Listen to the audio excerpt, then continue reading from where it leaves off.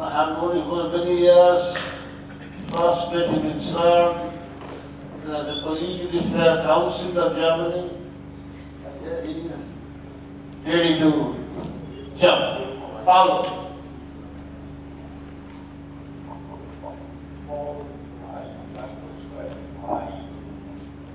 Real regret not to be there in person. I had a flight booked for yesterday, but wouldn't allow me to be there in person tonight, and it was cancelled, and I could not find an alternative way to reach you in time, and this is extremely unfortunate, because I really wanted this to happen in person, and I hope I will be able to convey to you a bit of the sense of why I would have wanted to be there in person through my presentation.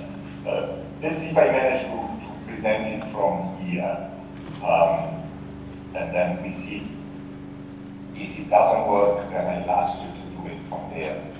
Let's see if it opens.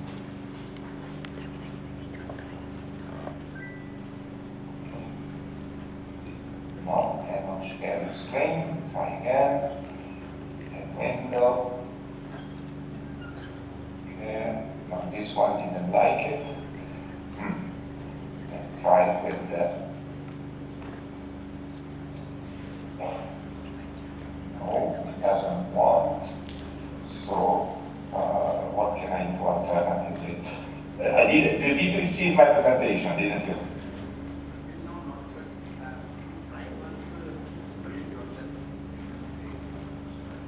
Yes, I'm trying to do it in a different way.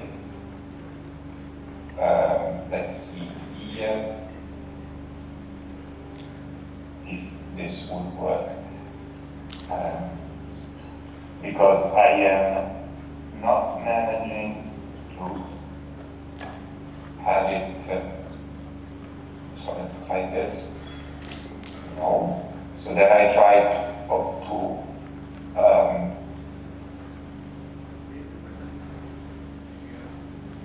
Yeah, that's what I'm doing. Share, so I tried to share the entire screen because I didn't work with the. Do you now see the entire screen? Because it didn't accept when I was trying to share one window. But are you seeing the screen? So now you see this full screen? Yes. Now let's try to see the change of slides. Yes.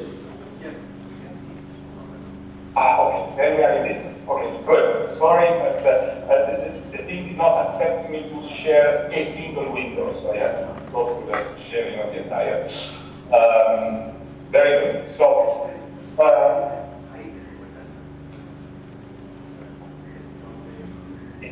okay. Now we are fine. Stop me if you see that there's some problem. So I had a long title, but it is exactly what I wanted to tell you.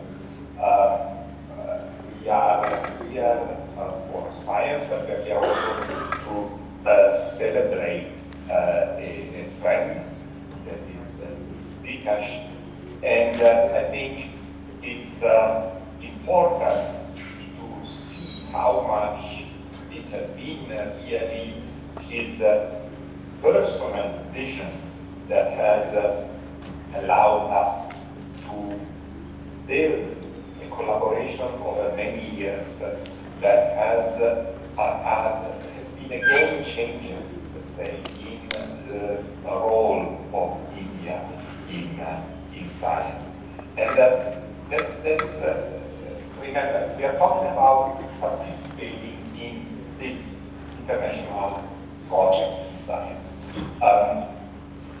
Why does one want to do that? Well, of course, these are unique opportunities for science. You address fundamental questions of human knowledge, and it is needed at that point to do it on a large scale together with the large community of scientists, because that's the only way you can have the proper resources, the proper knowledge put together from all sorts of sources from in which you have this global village in which you put together the know-how from all over the world. But they then produce advanced technologies which have enormous societal impact. Medicine, information technology, and so on and so forth. They are also, and this I think is particularly important for all of us, the unique tool to grow the next generation of science and engineers. And this is been in the history of what we'll be presenting later, so many times the case. You have the young fellow from Indian University, which first gets in contact with big laboratories in India, and then comes over to serve or prepare, blends into a group of peers which are from all over, grows and goes back and takes and becomes a professor or a scientist in laboratory and continues, creates his own group or her own group, and then the story repeats itself, and grows, and knowledge and know-how go hand in hand. And this is an important point. No country can do this on its own. So the convergent collaboration from many countries is really indispensable to realize this project. By the way, I hope you see my cursor. I use it to point on the slide. I hope it's visible there. Is it? No? Is my cursor visible when I move it? Yes, yes. Thank you. Sorry, but it's important. So, I said we want to answer fundamental questions. I mean, and this is the leitmotif. I said the universe in the lab, and we will get the universe in the lab over and over again. We are made of star stuff. This is the famous sentence of Carl Sagan, but it is, and it's really true. All of what we are, elements of which we are made, are the product of the number of fundamental processes which have happened in the history of the universe, starting with the sun burning up there, to all the more complicated processes that we start moving now to understand. And these are largely nuclear processes. And so there comes in nuclear physics with experiments that can give in a fruitful triangulation with theorists and with the observational scientists, which look at the gravitational waves, which look at signal from the telescopes. And we provide the insight in the processes at the level of the fundamental blocks that are at the basis of these processes by reproducing these processes in the laboratory, so that the knowledge you get on the fundamental processes in the laboratory, the knowledge you get from the observation of the universe, the knowledge you get from the theory or the simulation of both, get together to give us a full picture of what the universe is and why it is the way it is. And in particular, the adventure in which Vikash has become a leader all along has been the exploration of the phase diagram. Nuclear matter is as complicated or more complicated than any other matter. You have built phase diagrams of water or any other material. You build a phase diagram with temperature and then particle density as the axis. We can map these elements of our reality, nuclei, other gases, the orbital plasma, and therefore early universe along the axis of the temperatures, or neutron stars along the axis of the barrier density. This is an extremely rich territory that thousands of scientists all over the world are working hard to explore. First at AGS and the SPS, then at RIC, then at the NAC, then again at RIC with the program of emerging scanning, then further in the future at FAIR, and again in the future with the upgrades of the LHC and the future of it with Spinix, and there is a whole road of effort to explore this phase diagram, which is of enormous interest. It's really fascinating. And there comes in our friend Mikash. He had been already playing the leading role in experiments in the SPS. That was on a much smaller scale. And then comes Alice. Alice is a huge experiment. And there to play not just a participant role, but a leading role, it takes a visionary. And a visionary which is capable of talking and being heard at the highest political levels, and of talking and being followed because of the charisma and because of the knowledge by the young scientists in the campus. So you have to be able to have the two sides, talk to the ministers on one side, and to, I like this picture up here, to talk to your scientists and be charismatic and follow, even if your path is very, very ambitious. Because I say, at that time, sounded crazy, because the way you came into Alice was not to participate, was to lead. There were two large detectors, the photomultiplicity detector, which would be completely Indian, and the new model that is one of the critical parts of the whole apparatus that will be largely Indian.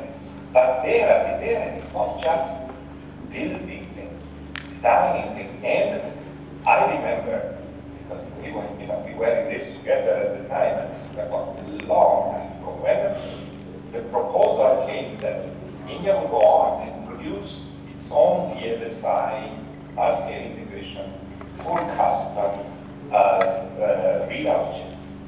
And today, this, say something like this, people say, so what? In India, you build a fast sophisticated electronics in every corner, you have some of the top centers in the world. But wait, we are talking 30 years ago. At the time, it was a brave bet to say that one would do that in India and do it from scratch, do a full design and production in Indian industry, for design in Indian laboratories. Come on, at that time, this was brave. And it was something that you would only do if you were someone that would be listened to at the highest political level, and followed and believed in by those that had to do it. That tell them, you can do it, let's do it. And this was, for the time, I always find it difficult to explain this to people now, because India has gone through such a technological revolution in the meantime that this seems trivial. Electronics in India, so on. Well, at the time, this was really something that was ice-breaking and completely new. And these were built, the chips were built, in India on the, and it has been used for fundamental scientific measurements in harness. It's both the PLD and the chambers. And here we see the worried look of Mikash following the construction. This has been an enormous success. And in this, I was the basis of the further adventures that would be led by the following years. So I thought these are just a series of slides or talks that I gave a long time ago, 20 years ago. Some of them, and then some 13, 14 years ago when it was finished. But this was really something very fundamental. So it's very important now to see the next step, because the next step is again a quantum leap. At certain India participates, then comes fair. In fair, India does not anymore participate. India is an owner. There is an international laboratory which is owned by a group of countries that you see at the bottom of the page. And India is the third largest owner of the laboratory. This is really a fundamental step. There is an Indian laboratory in the middle of Europe because it is owned by India. And it has been designed in a way that followed Indian ideas, of course, Vikash ideas and other Indian scientists' ideas as core elements of its design. And it's a huge laboratory. It's, you can see a couple of numbers here. 2 million cubic meters of soil to be moved, 600,000 cubic meters of concrete, 60,000 tons of steel. This is a big laboratory. And it's a laboratory where 3,000 scientists from all continents work, all the countries in blue, but it is owned by the countries in orange. And they are the ones who decide for the lead of the laboratory. So this is something which again needed ability to be heard at the top political level, and also the capability of translating this vision, and at the same time lead the scientific groups that will then actually realize this theme. And here is the moment of the signature of the Fair Convention, an intergovernmental agreement, and at this point 12 years have passed and the construction is ongoing. And again, it's a national effort from India. You see, these are the 27 institutions that are involved. This is not a minor, this is an enormous concerted effort of scientists that I will not read you all the things that all of these institutions are doing because otherwise it takes forever. But believe me, this is fundamental. If we look at the overall facility, what makes this special? I mean, we were at CERN, we all, myself, Vikash, many of you, we were working at CERN, and we believed that FAIR is needed. What does FAIR bring, which CERN does not bring? Well, it brings a machine that brings very high intensities of practically all ions that you then can use as they are for experiments or send to a target, and with the huge fragment separator select specific ions with which you want to do further experiments or slow them down and low energy experiments. Needed the higher energy to start with in order to be able to produce them, or collect them in storage rings and then make very high precision measurements in a very flexible facility that allows a very broad scientific program that allows for a very wide range of science to be reached. And there, India has a number of leading positions. Well, naturally so, because it's of the founding and that's one of the owners, and in particular, for example, the highest scientific body of the is the Scientific Council, is chaired by which I don't know, I imagine people probably in the audience right now, but that shows that the role of Indian science is not of co-players, but is in positions in the whole system. And of course, a lot of accelerator components are actually built in India, designed and built in India. These are a very small subset of the 600 power converters, 600 of these cupboards that are used to drive the magnets that are built in Arab. And then many, I will not bother you with the list, but you should see how many different components are coming. And I will come back to them much more in the following. So we say science needs and fosters international cooperation and promotes the growth of all partners. And this is what is to strive, but the more that I show later, tell you the fact of working in an owner and in a project like this makes so that you can promote growth at home in your scientific institutions and in your industries. And we work together, thousands of scientists, because of passion, because of the aim at answering key questions about the universe.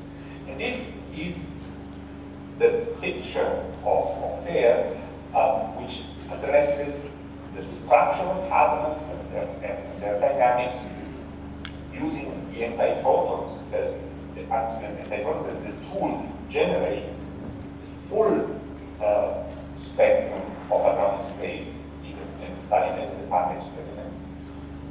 Nuclear structure, and especially role in important nuclear astrophysics in Moscow. I told you about the exploration of the diagram of strong interacting matter, and in particular the